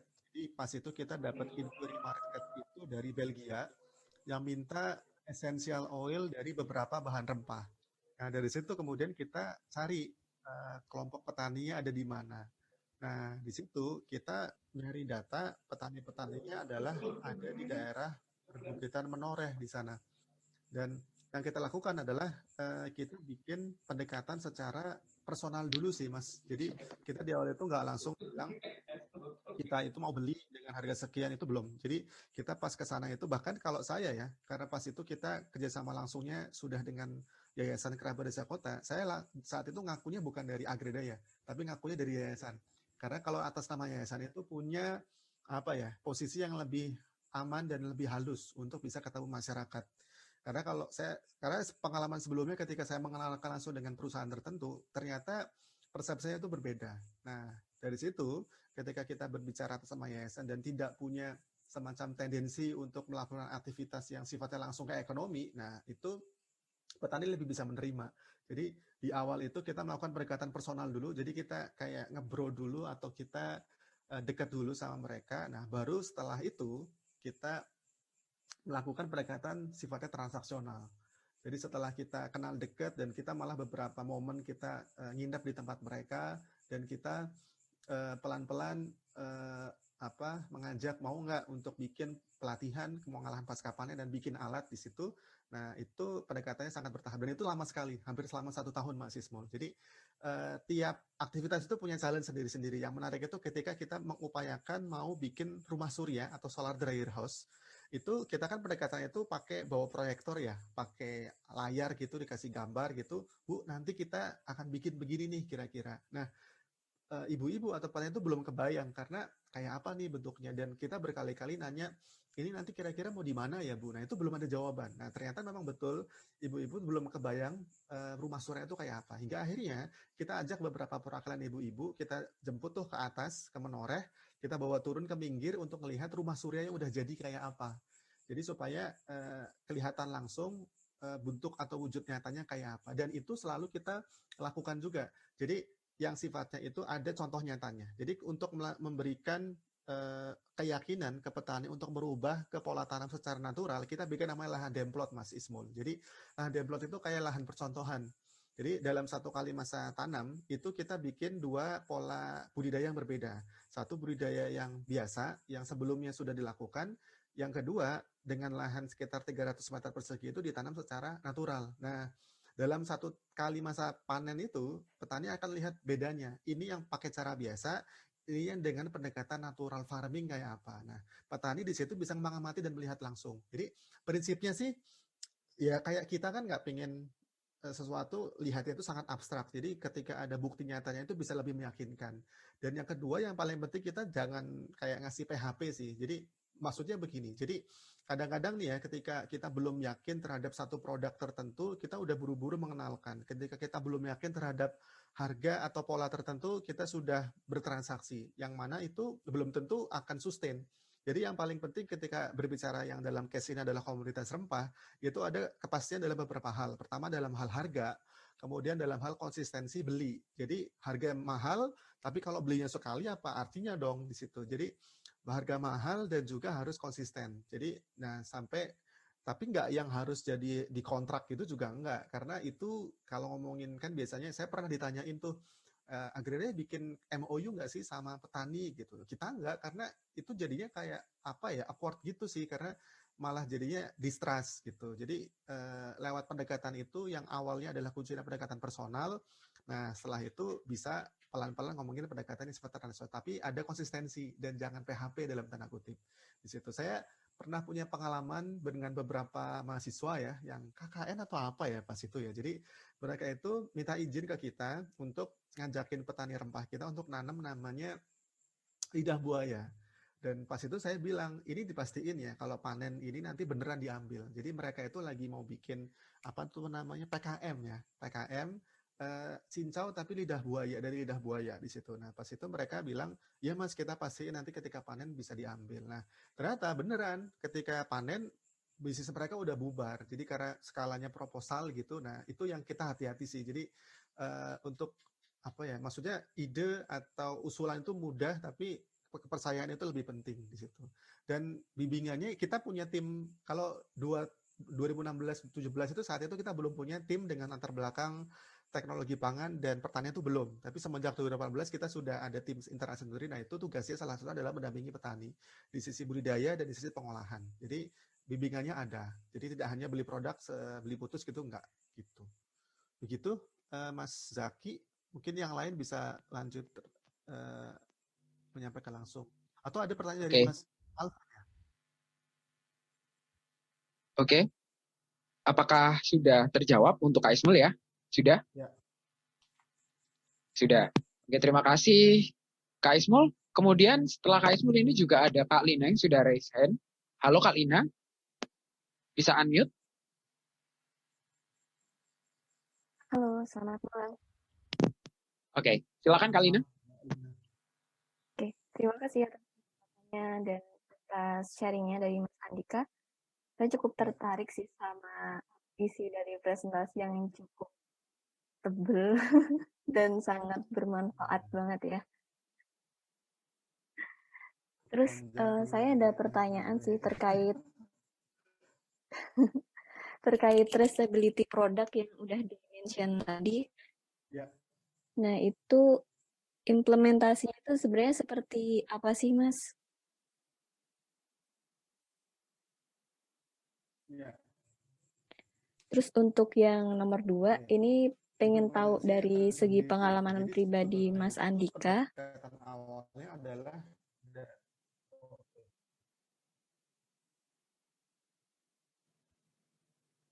Oke, sepertinya tadi suaranya sempat lag, jadi suaranya tabrakan antara Kak Lina sama Kak Andika. Oke. Jadi Kak Lina ada 2 pertanyaan ya? Iya. Halo Kak Lina. Halo. Iya. Saya untuk pertanyaan kedua. Untuk pertanyaan kedua, pengen tahu Silakan. dari pengalaman pribadi Mas Andika aja sih. Ya, tentang gimana sih cara memilih market yang tepat untuk produk kita. Kemudian, bagaimana sih cara memanage finansial dalam sociopreneur itu sendiri? Ya. Itu Mbak. Udah itu aja, dua itu aja. Oke. Pertama tentang pertanyaan terkait traceability ya, atau ketelusuran produk ya Mas ya? Iya, tentang implementasinya Kak. Ya sudah. Aman ya? Suara saya aman ya? Aman. Oke. Jadi traceability itu sebetulnya kaitannya sebetulnya itu bukan hanya semacam gimmick atau apa ya, itu sebetulnya itu berkaitan dengan bagaimana kita bisa menghasilkan produk yang berkualitas. Jadi kalau ngomongin industri obat-obatan herbal atau rempah itu, kita sangat kualitas produknya itu sangat berpengaruh dari bagaimana bahan mentah ini berasal atau diperoleh. Jadi kita itu kan kalau ngomongin kunyit nih ya, itu ada namanya kadar kurkumin konten. Di jahe itu ada namanya gingerol, di temulawak itu ada kadar namanya santorizol gitu. Nah itu kira-kira ada beberapa zat aktif yang ada di situ. Nah untuk kita bisa tahu kadar-kadar itu seberapa besar, itu kita mesti tahu itu ditanam di lahan seperti apa, ketinggian berapa, kemudian dengan pola tanam seperti apa. Jadi sebetulnya itu traceability itu ngaruh ke kualitas produk kita sendiri di situ. Nah menjadi punya cerita menarik adalah itu kita ceritakan karena memang setiap produk yang kita hasilkan sekarang ya sumbernya kita bisa pastikan dari sumber yang petani mitra kita di situ sih. Jadi dan di situ kita bisa kontrol ketika ternyata kalau ada namanya certificate of analysis product itu kan ada namanya angka lempeng, angka kuman, pokoknya gitu-gitulah ada beberapa zat-zat tertentu yang nggak boleh ada di situ. Nah itu jadi berpengaruh buruk kalau kita nggak tahu itu rempah keringnya itu diproses di mana, dari mana, dan dengan cara apa. Jadi untuk dari segi produk itu ngaruh banget sih, karena kita harus tahu ini proses ke belakangnya itu diproses dengan cara apa. Nah kalau yang di sisi cerita atau story behind produk itu jadi menarik karena akhirnya, dan kita pas tiap tahun itu sebenarnya bikin event namanya, tapi tahun ini kita nggak bikin, namanya Spicy Journey atau jelajah rempah. Jadi kita bikin satu trip yang terbatas untuk maksimal 10 orang, itu untuk beraktivitas bareng sama petani, nginep di tempat petani, kemudian ikut panen, ikut processing, kemudian makan malam bareng petani. Jadi kayak seharian bareng sama petani. Nah, di situ kita bisa ngasih lihat ke konsumen sebetulnya yang datang sebagai tamu untuk melihat prosesnya secara langsung. Jadi memang betul proses kita adalah natural, proses kita melibatkan petani perempuan gitu segala macam. Nah, itu sih yang kaitannya dengan traceability. Jadi kalau di sisi produk itu ngaruhin kualitas, tapi di sisi konsumen itu bisa ngasih kepercayaan di situ. Kemudian yang kedua tentang pengalaman pribadi ya, tentang tadi pertanyaan adalah tentang bagaimana sih memilih market yang pas di situ. Nah, di zaman apa ya bisa dibilang sekarang ya, big data kayak sekarang ya, itu data yang terkait dengan produk atau market itu sangat bisa di apa ya, semacam di trace, bukan di trace ya, dianalisa lah, big data analitik istilahnya. Jadi karena sebetulnya kalau ngomongin produk yang sifatnya adalah produk dan itu komoditas pertanian itu data di hampir semua kementerian, misalnya Kementerian Perdagangan, Pertanian, atau kemudian di beberapa misalnya dinas pertanian di pemerintah kabupaten atau pemerintah provinsi itu semuanya punya data itu. Nah, kita bisa dapat data secara di sektor hulu dan juga di hilir. Jadi kalau di hilir, kalau kita pengen tahu apakah produk kita lagi berkembang atau enggak, nah itu dari tren. Jadi kayak saya sangat hobi untuk baca beberapa apa ya rujukan-rujukan. Kalau di Indonesia itu ada namanya Inventure yang dari Pak Yuswo Hadi gitu, salah satunya. Terus saya hobi banget baca Sway Magazine, Marketeers, kemudian kalau yang lembaga-lembaga riset kayak Nielsen gitu. Nah, mereka itu suka kayak ngasih beberapa apa ya insight tentang market kita tuh ke depannya tuh kayak apa. Dan yang paling sederhana sebetulnya untuk melihat market di Indonesia yang sifatnya itu yang sifatnya green atau yang sifatnya sehat itu ngelihat yang sekarang terjadi trennya di Eropa atau di Amerika itu kayak 2 tahun mendatangnya tuh di Indonesia akan kejadian. Nah, itu salah satu pendekatan yang sederhana itu seperti itu. Atau yang paling spesifik teman-teman bisa ngeriset dari marketplace, kemudian dari kan marketplace itu kan bisa dicari based on keyword, based on SEO-nya itu bisa kelihatan. Nah, itu sih yang bisa diamati. Dan kalau yang berkaitan dengan masyarakat, kita bisa yang sifatnya adalah proses pengolahan, kita bisa belajar sih bagaimana dulu kita kenapa akhirnya memilih produk rempah-rempah dijadikan serbuk, teh, dan apa namanya latte. Kita mengupayakan apa yang pertama bisa dilakukan paling tinggi dan paling mahal oleh petani bisa menghasilkan produk yang paling mahal itu apa? Itu proses pengeringan. Dan secara apa alat atau investasi itu nggak terlalu mahal. Karena kalau ngomongin ada yang lebih tinggi lagi secara value itu dibikin ekstraksi atau essential oil. Nah, tapi itu alat destilasinya sangat mahal dan itu secara maintenance juga lumayan ribet segala macam. Nah, akhirnya kita nggak pilih itu untuk diimplementasikan masyarakat. Jadi kita ambil di bawahnya dikit di proses pengeringan. Jadi analisanya dari segi produk dan juga dari segi proses di masyarakat yang efektif dan optimal dilakukan dalam bentuk yang apa gitu. Semoga bisa terjawab, Mbak Lina. Oke, apakah sudah cukup menjawab ya untuk Alina? Semoga cukup menjawab dengan baik ya Kalina ya. Terima kasih. Kemudian selanjutnya, oke, sebentar sebelum saya lanjutkan ya untuk sesi Q&A. Jadi kalau melihat antusias teman-teman ini dari Sobat Impact Indonesia ini, Kak Andika sepertinya antusias sekali nih. Apakah nggak keberatan kalau misalkan kita extend untuk Kak Andika sendiri? Nggak apa-apa. Anak saya udah tidur soalnya jadi aman. Aman ya Kak ya? Oke, jadi kita extend kurang lebih 30 menit lagi ya teman-teman. Jadi di rundown kita seharusnya selesai di 21.15. Kemungkinan kita akan selesai kurang lebih di 21.45. Oke, kita sepakati semua ya. Dari teman-teman semua ya. Oke. Sebelum saya lanjut juga, saya ingin mengingatkan ke Sobat Impact semua untuk mengisi absensi atau presensi yang sudah di-share oleh teman-teman host. Silakan scroll ke atas ya, dan presensi sebelum diisi sebelum di jam 22.30 atau setengah 11. Jangan lupa presensi ya teman-teman. Oke, kita lanjut untuk Q&A-nya. Setelah dari Kak Lina tadi ada Kak Nur Salam. Kak Nur Salam, wah sepertinya sudah standby ini. Silakan. Oke, Ya, kedengar ya Mas Eki?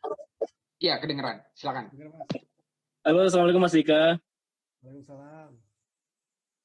Ya, terima kasih atas kesempatannya Mas Dika. Ya, sama-sama. Sebelumnya perkenalkan lagi, saya Nur Salam dari Indonesia Mas. Kemarin sempat ke workshopnya Gradaya tapi belum ketemu sama Mas Dika.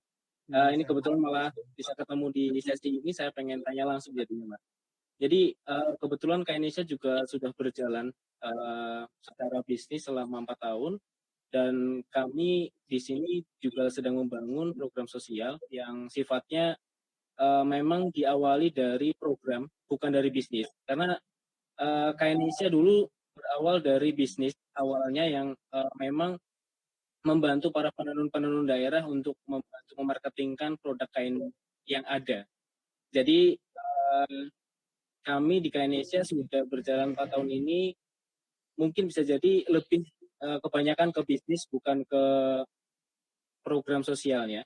Nah, akhirnya kami membangun program bernama Swantara, yang fokus kepada 3 program, di mana salah satunya adalah regenerasi penenun, yang memang dari segi umur penenun itu sudah hampir di angka 55 tahun ke atas. Nah, namun di sini saya sedang mengalami kendala, Mas. Karena melihat dari tantangan yang ada, anak muda sekarang sangat sulit untuk tertarik kepada pekerjaan atau mungkin menjadi pengrajin di penenun ini sendiri. Bahkan kemarin baru banget saya pulang dari Jepara juga, yang salah satu desa tenun mungkin yang cukup besar, dan di sana workshopnya yang biasanya berisi 20-30 orang, tinggal 1 orang penenun saja, Mas. Karena ada fenomena baru, pabrik yang dari Semarang pindah ke Jepara, dari brand-brand besar kayak Adidas, Garment, dan sebagainya itu, akhirnya anak muda masuknya pengen jadi pegawai pabrik aja daripada penenun. Nah, di sini kan akhirnya apa ya Mas, susah gitu untuk saya ada tantangan baru untuk ngajak anak muda, yaitu regenerasi penenun nantinya yang kita pengen siapkan ke depan. Gimana cara ngajak anak muda ini untuk gabung dalam proses program kami, Mas? Itu yang sebenarnya pengen saya tanyakan. Dan yang kedua tentang funding atau finansial dari program agar tetap bisa selamat, selain dari penjualan produk, itu lewat NGO-nya itu gimana pendekatannya? Terima kasih. Oke, terima kasih Kak Nur Salam. Seru nih Kak Andika. Relate ini apa namanya?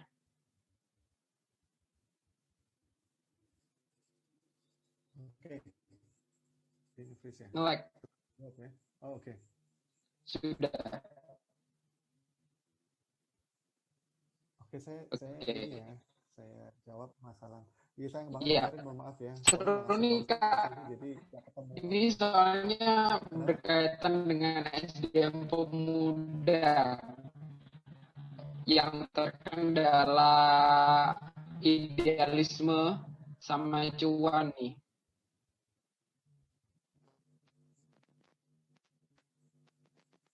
Cek. Oke. Halo, Kak Andika. Halo. Ya. Oke. Ya. Oh, siap. Ini ya lumayan koneksi. Pertama tentang ini ya, tentang gimana cara ngajak. Sebenarnya mungkin isunya hampir sama ya, antara pertanian dan juga ternyata di kerajinan juga sama ya. Jadi ternyata kecenderungan anak-anak muda untuk sebenarnya secara umum itu nggak cuma tentang pilihan pekerjaan sih, bahkan tentang pilihan mereka tinggal dan hidup gitu. Istilahnya anak-anak muda sekarang itu jarang untuk tetap tinggal di desa, dan akhirnya mereka nggak mau jadi petani, nggak mau jadi pengrajin kayu, nggak mau jadi penenun yang aktivitas yang sifatnya berbasis pedesaan di situ. Dan cek ini suara saya bouncing dengernya, tapi masih aman ya suara saya? Boleh dikasih feedback?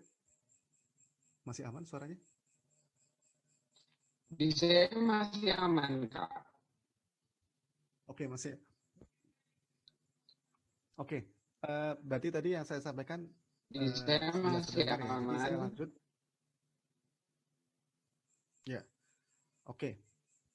Oke, aman, sip.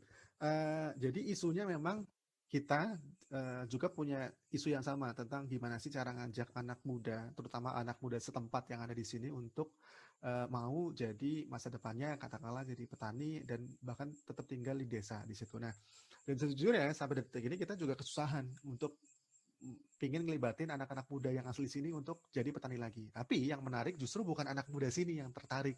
Jadi justru anak muda dari beda kecamatan sama beda daerah di situ. Jadi eh, ini balik lagi ke tentang teori Maslow sih sebetulnya, tentang piramida kebutuhan yang paling dasar adalah bagaimana seseorang itu bisa mencukupi kebutuhan yang paling mendasar, yaitu sifatnya sandang, pangan, papan, ya, terus kesehatan, sampai akhirnya yang paling tinggi tentang aktualisasi diri. Nah, di sini kita mengupayakan sebetulnya kalau di Agredaya, siapapun petani yang terlibat menjadi mitra itu memang bisa mendapatkan penghidupan yang layak di sini. Jadi sifatnya itu ya memang dari aktivitas pertanian itu memang menghasilkan. Jadi ketika itu menghasilkan yang angkanya bisa sama dengan pilihan pekerjaan yang lain di luar kota bisa sama, nah minimal seperti itu. Jadi secara benefit itu pun juga harus sama gitu. Karena kita kan secara prinsip itu jadi sebuah kewajaran ketika kerja katakanlah di Indomaret atau di pabrik tertentu gajinya 2 juta, 3 juta atau apa. Tapi ketika jadi petani cuman tidak sampai 1 juta berbulan. Nah, pasti pilihan wajarnya tentu adalah keluar dari desa kemudian bekerja di sana. Nah, tapi ketika kita bisa menawarkan dalam tanda kutip pilihan yang menjadi petani secara profesional dengan cara yang bisa menghasilkan minimal sama dengan pekerjaan dia, nah itu bisa jadi opsi sebetulnya untuk mereka. Nah, kalau di Agredaya ya kita untuk yang ke anak muda, kita melakukan beberapa pendekatan. Jadi yang sifatnya itu anak muda banget dalam tanda kutip. Nah, anak muda banget tuh kayak apa? Yang sifatnya itu dalam tanda kutip lagi ya, itu heboh, ngepop, atau Instagramable, atau keren dalam tanda kutip. Jadi tahun lalu kita pernah bikin namanya Minggir Festival di kalau masalah kemarin ke sini di bagian belakang Anggrek itu ada satu pekarangan kosong punya tetangga yang nggak dipakai. Kita minta izin untuk bikin namanya Minggir Festival. Itu isunya adalah sebenarnya kita ngangkat yang lumayan berat isunya, yaitu tentang pendidikan kontekstual berbasis pertanian.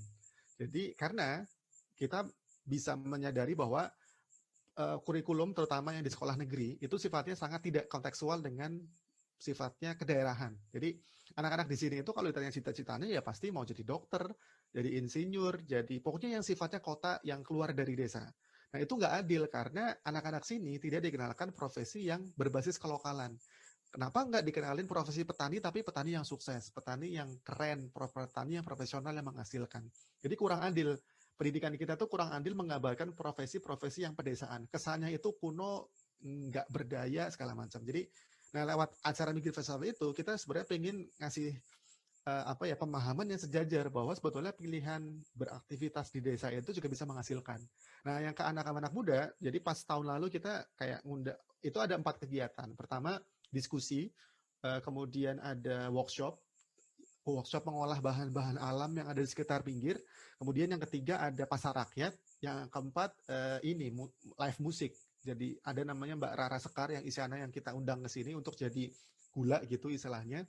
Itu yang dari pendekatan pertama Mikir Festival. Yang kedua, kita lagi bikin namanya Warung Murakabi. Jadi pendekatan itu bahkan lewat seni.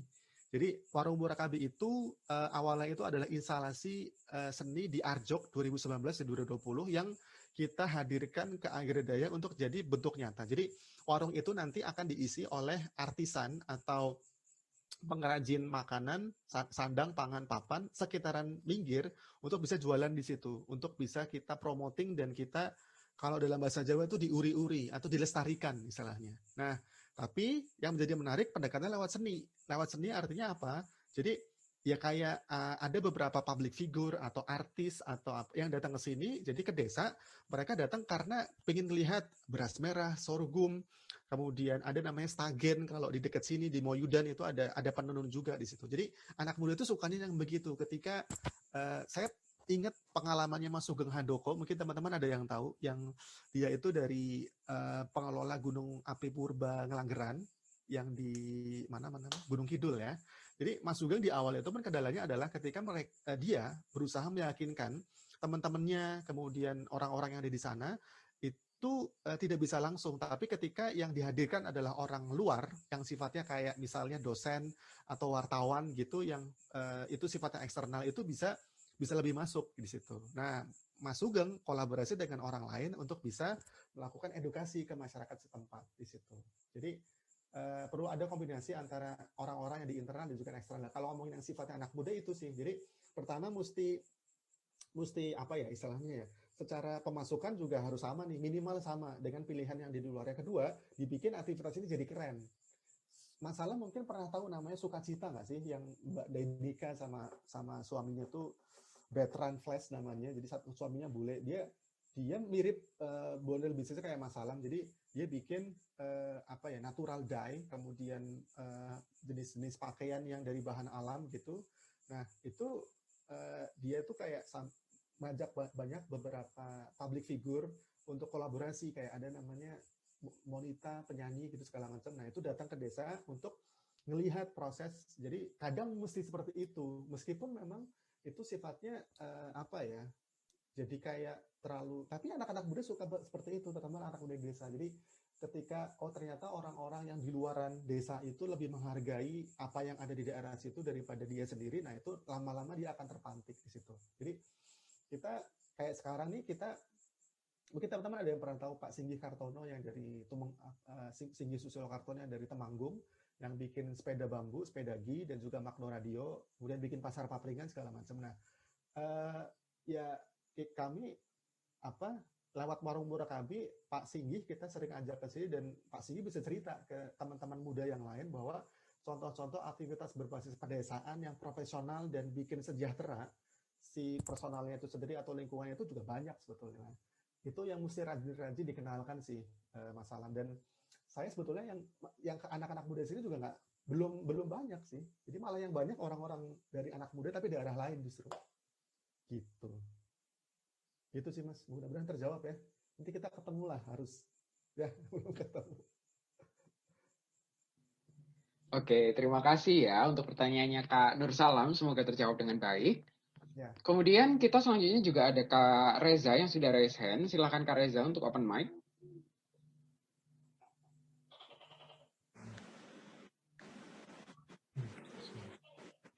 Oke, Assalamualaikum Mas Andika. Waalaikumsalam Mas Riza. Waalaikumsalam. Terima kasih banyak untuk presentasinya hari ini. Saya juga sebenarnya sangat tertarik gitu ya tentang kehidupan di desa, karena Indonesia ini kan aslinya negara agraria ya, agraris aslinya ya. Kita kalau memaksakan jadi negara industri mungkin nggak bisa sukses yang negara-negara lain. Emang basic industri kita emang negara agraris, dan saya sangat senang dengan mungkin agradaya ya. Nah, saya pengen ada 3 pertanyaan terkait agradaya. Yang pertama, apa sih tantangan paling besar Mas Andika selama merintis ini agradaya? Bayangan saya kalau kita memotong supply chain dari produk pertanian, ini kan minimal ada mungkin para tengkulak yang dirugikan dari sini. Tantangan-tantangan seperti ini ada atau tidak? Atau apa yang paling berat dalam agradaya ini? Yang kedua, saya mau tanya mengenai timbal balik dengan para petani ya. Artinya masalah petani kita sekarang kan salah satunya teknologi ya. Nah, agradaya bisa memberikan teknologi. Timbal balik dari mereka atas teknologi yang diberikan itu seperti apa? Apakah atas investment yang dilakukan benar-benar free untuk mereka? Atau mereka memang harus membayar sesuatu untuk investment. Contohnya tadi yang pengeringan, contohnya gitu ya. Itu yang kedua. Nah, yang ketiga saya mau tanya, Mas Andika mungkin ada cara nggak atau melakukan nggak untuk menghitung social value dari bisnis ini? Mungkin ada metodenya untuk menghitung social value dari bisnis ini. Mungkin 3 itu saja. Terima kasih banyak. Oke Mas.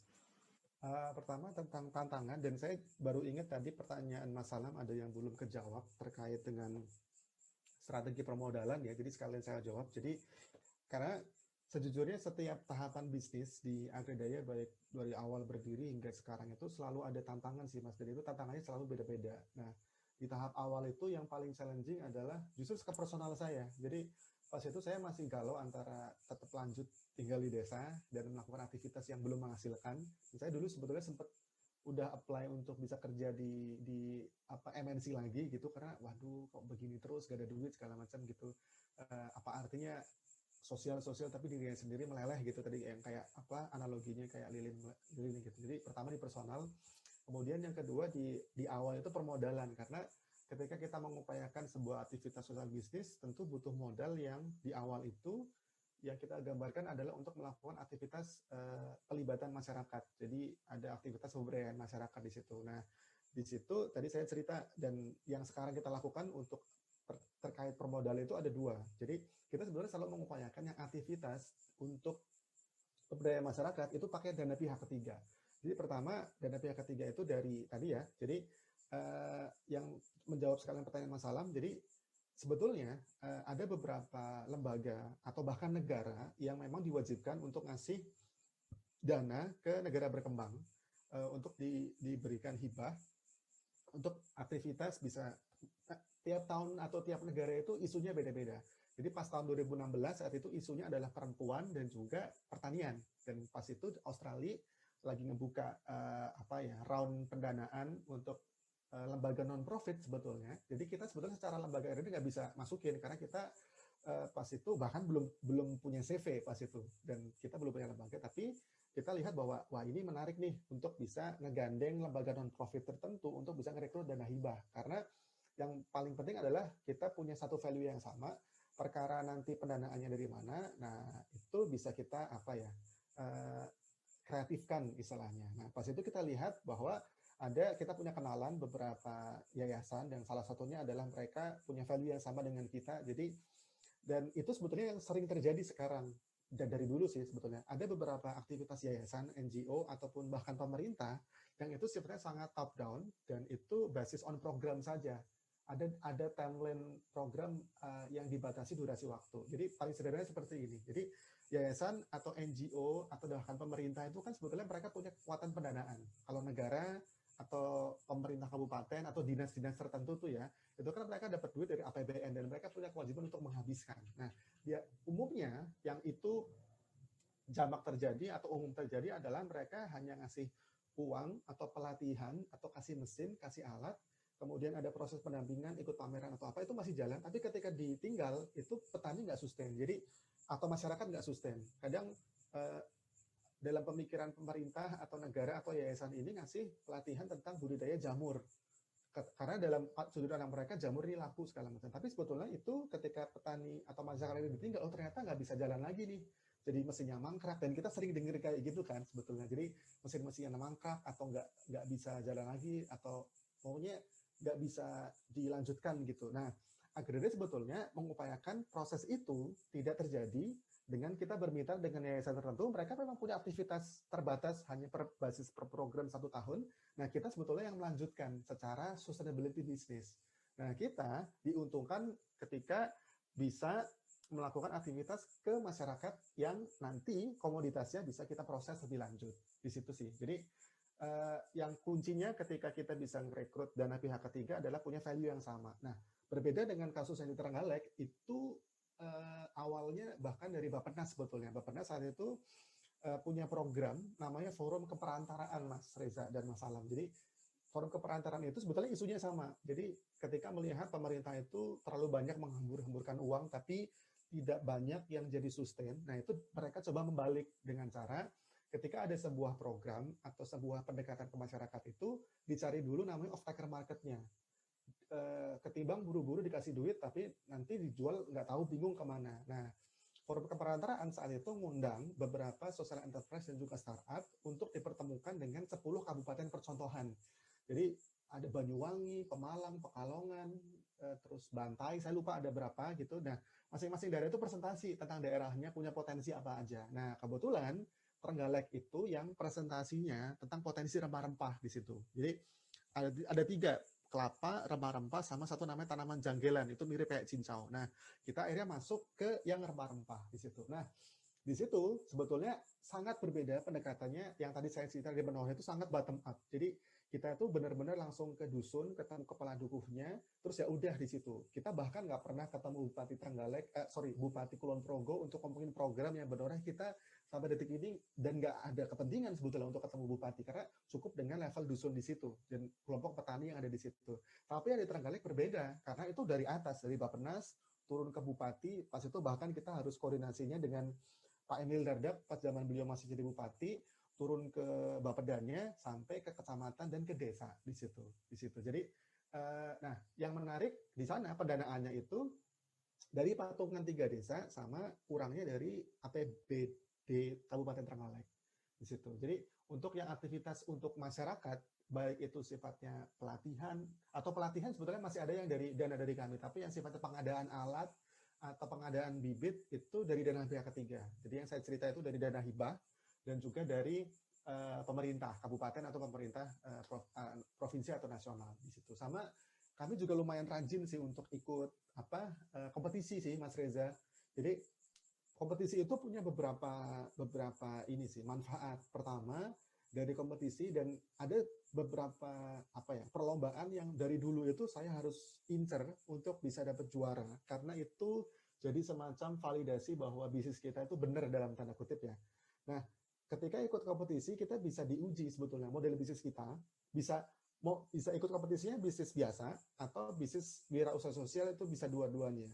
Karena ketika itu kompetisi, istilahnya proposal atau IC kita kan akan dibaca oleh dewan juri ya, dan kita akan nilai bisnis kita itu profitable atau enggak sih, scalable atau enggak sih, atau secara bisnis ini baik atau enggak. Nah, itu kita bisa dapat feedback.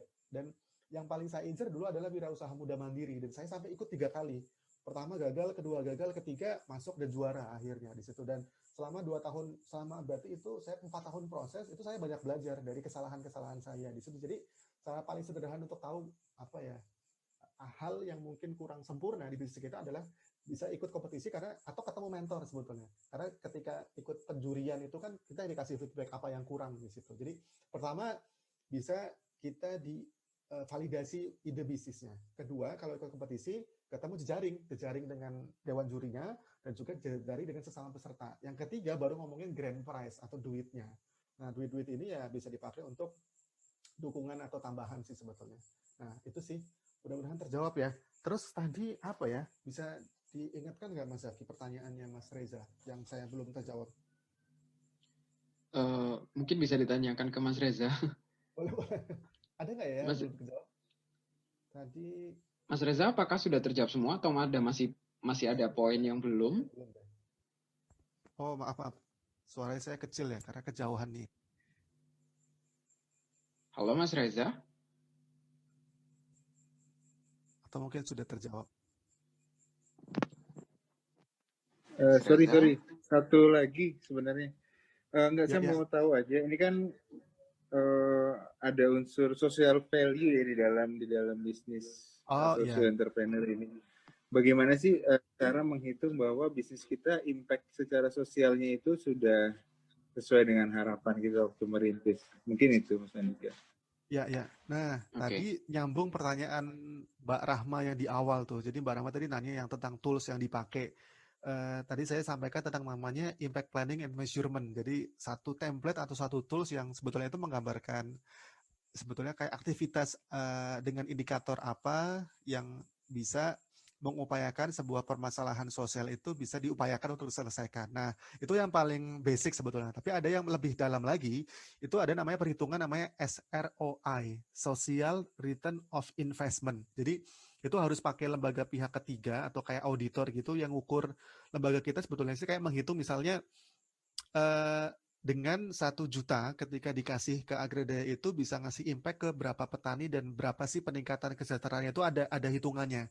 Tapi sampai detik ini saya belum butuh untuk pakai itu karena biasanya itu dipakai untuk perusahaan-perusahaan bisnis sosial yang lagi butuh investasi atau investment gitu. Jadi untuk pitching atau segala macam. Karena saya pernah mengalami momen pingin dapat investasi tapi akhirnya saya malah nggak pengen sama sekali. Yang dalam skala besar ya, karena kami berupaya untuk kalau Agredaya bukan jadi yang besar tapi banyak di situ. Jadi kita lebih nyaman untuk jadi agraria yang kayak sekarang aja tapi punya mitra di berbagai macam tempat dan jumlahnya banyak di situ. Bukan yang satu tapi besar banget. Nah, itu kenapa akhirnya kita akhirnya nggak milih investasi juga. Tapi itu ada Mas Reza, bisa SROI, Social Return of Investment. Ada hitungannya lumayan jelimet tapi kira-kira itu menggambarkan tentang misalnya ada uang dikasih ke perusahaan itu kalau biasanya kan kalau investasi biasa kan pertama kan valuasi, kemudian returnnya itu berapa persen. Nah, itu returnnya juga plus untuk beneficiaries atau penerima manfaatnya itu bisa ngasih impact peningkatan kesejahteraan ekonomi itu berapa persen. Kemudian kalau ngomongin yang tentang alam itu berpengaruh, misal kalau ngomongin yang paling sederhana kayak green generation gitu, ada berapa sampah sih yang kemudian terselamatkan gitu atau nah gitu-gitu. Jadi ada hitungannya SROI itu Mas Riza.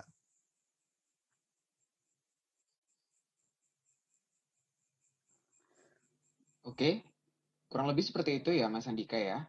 Jadi apakah sudah menjawab? Oh, oke. Iya, terima kasih banyak untuk Mas Andika dari Mas Reza. Oke, berarti sudah terjawab ya. Belum ada yang raise hand lagi, jadi saya mampir ke chat karena tadi ada beberapa pertanyaan juga. Ya. Oke, saya ambil dari yang paling atas ya. Ini Kak, pertanyaan dari Kak Alvin. Selamat malam Mas Andika, saya Alvin. Saya memiliki pertanyaan, dalam kurun waktu 2 tahun dan dalam masa pencarian, apakah Mas Andika pernah merasa salah langkah? Dan bagaimana hingga Mas Andika yakin dengan rempah-rempah? Ya, oke. Salah langkahnya itu lebih ke, saya nggak berpikir secara holistik sih. Jadi di awal itu saya merasa ketika ketemu satu kelompok masyarakat, mereka menghasilkan produk, ya udah dari produk itu saya upayakan untuk dijual dengan tidak mempertimbangkan pertama validasi marketnya, yang kedua sustainability resource-nya. Karena yang 2 tahun awal pengalaman saya adalah saat itu kita pernah develop produk namanya emping melinjo ya. Emping melinjo mungkin teman-teman tahu ya. Jadi pas itu sebetulnya kita udah melibatkan ada sekitaran 12 ibu-ibu pengemping minjo dan kita sudah dapat kayak semacam kontrak eksklusif dengan Javara, mungkin teman-teman tahu ada satu perusahaan pertanian juga yang pas itu kita dapat kontraknya per bulan itu harus supply sekitar 300 kilo emping melinjo. Nah, sisi kesalahannya adalah kita tidak memperhitungkan kalau ternyata namanya emping melinjo itu musiman di situ. Jadi musiman, kemudian ada beberapa momen di mana emping melinjonya atau biji melinjo itu susah dicari dan mahal dan langka kadang. Nah, itu kesalahan kita. Jadi kita nggak menghitung ini source-nya seberapa besar sih ketika kita ngomongin scalability bisnis lah. Jadi pas itu dapat kontraknya adalah ketika emping melinjo lagi melimpah atau lagi panen. Jadi saya lupa memperhitungkan hal itu. Kemudian yang kedua ini sih terkait pas itu saya kan kalau ngomongin ketemu masyarakat atau ketemu kelompok tertentu itu kan sebetulnya masalahnya banyak dan saya mengupayakan untuk bisa solving semua masalah dan itu akhirnya bikin kami bleeding juga karena harusnya kita fokus di satu masalah kemudian selesai, nah beralih ke masalah yang lain. Dan jadi saran saya sih itu, jadi fokus ke satu masalah tertentu atau satu kelompok masyarakat tertentu dengan satu spesifik problem yang ingin dicoba di solving. Nah kalau masalah-masalah yang lain itu nanti setelah masalah ini selesai dan sudah ada kayak semacam success story-nya dari masalah yang pertama, baru beralih ke masalah yang lain di situ. Itu. Oh tadi ada pertanyaan Mas Riza juga tentang saya ingat tuh bagaimana challenge ketika, karena saya baca ada pertanyaan yang sama tentang challenge ketemu tengkulak. Jadi memang betul bahwa akhirnya ada beberapa pihak lah bisa dibilang yang kekurangan supply rempah-rempah tertentu. Nah, yang bisa saya sampaikan adalah sebetulnya agraria itu berperan bukan sebagai pembeli, karena kita bukan sebagai pembeli, artinya yang mempengaruhi aktivitas tengkulak itu adalah sebetulnya petani itu sendiri. Karena sebelumnya petani itu jualnya adalah mentah utuh ke mana tengkulak. Nah sekarang berbeda. Sekarang petani sudah bisa melakukan proses rempah kering. Nah jadi betulnya yang nge-backingin kita adalah petani-petani itu sendiri. Jadi tidak ada gap antara kita, misalnya mungkin sangat berbeda ceritanya ketika kita hanya ngambil putus terus di tengah jalan mungkin bisa saja dihadang, tapi kita sebetulnya bersama dengan petani juga. Yang paling menarik ketika di Trenggalek, karena sebetulnya perusahaan atau konsorsium antara Agradaya dan Bumdesma itu ada dimiliki oleh kita bersama. Jadi ketika ada masalah tengkulak, itu adalah masalah kita sama-sama sebetulnya. Bukan masalah Agradaya saja, termasuk juga yang di Menoreh. Masalah tengkulak itu bukan masalahnya kita, tapi bagaimana petani akhirnya punya keputusan untuk memilih menjual dengan harga yang lebih layak ke kita. Karena itu adalah keputusan mereka sendiri, bukan yang kita berusaha untuk motong di situ. Jadi itu adalah keputusan sadar oleh petani dan petani ada di pihak kita istilahnya di situ. Itu sih mungkin demikian Mas Zaki. Ada lagi? Oke, kurang lebih seperti itu ya Kak Alvin untuk pertanyaannya, semoga bisa menjawab. Dan karena waktu sudah menunjukkan pukul 21:44 ya, minus 1 menit sebelum kita closing. Jadi mohon maaf banget untuk semua Sobat Impact. Jadi kita harus akhiri untuk sesi presentasi kali ini. Sangat-sangat insightful, sangat-sangat memotivasi, dan juga sangat memberikan kita paparan mengenai bagaimana inovasi itu terbentuk, analisis permasalahan, dan sebagainya. Sebelum saya tutup untuk sesi presentasi kali ini, saya ingin menyampaikan konklusi dari materi yang sudah dijelaskan oleh Kak Andika. Dari materi hari ini kita belajar banyak sekali tentang bagaimana sebuah social enterprise itu tumbuh. Yang pertama, identifikasi permasalahan seharusnya melihat ke semua perspektif.